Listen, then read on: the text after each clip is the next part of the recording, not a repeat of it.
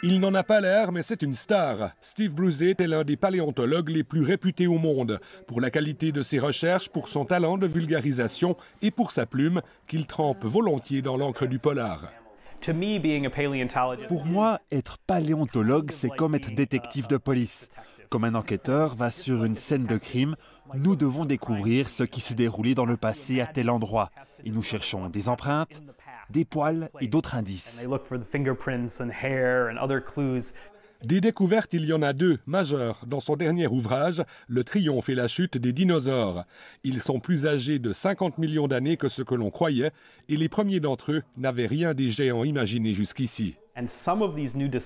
Quelques-unes de ces nouvelles découvertes, et particulièrement ici en Suisse, portent en effet sur des dinosaures plus âgés, de la période du Trias, soit bien plus tôt que 200 millions d'années, quand il n'y avait sur Terre qu'un seul supercontinent.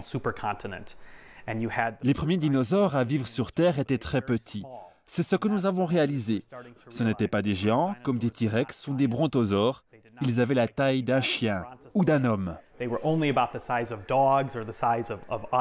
Une petite taille qui leur a permis de survivre à l'explosion du continent unique de l'époque. Ensuite, ils évoluent lentement et développent bec et ailes et grandissent pour atteindre parfois la taille d'un avion de ligne.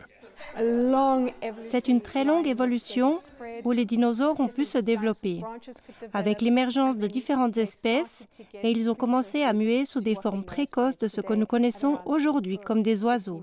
Et depuis moins 65 millions d'années, la majeure partie des dinosaures sont des oiseaux.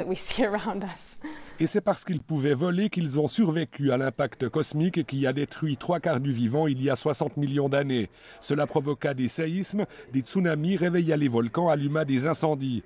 Pour le paléontologue, l'étude de ces événements passés doit nous permettre d'anticiper notre avenir. Aujourd'hui, notre monde change très rapidement. Les températures montent vite, il y a beaucoup de pollution, le niveau des mers évolue. Tous ces événements se sont déjà produits sur Terre et les dinosaures ont dû s'y adapter. Donc, en les étudiant, on peut apprendre comment les écosystèmes ont évolué pour répondre à ces changements et cela nous donne des conseils pour aujourd'hui.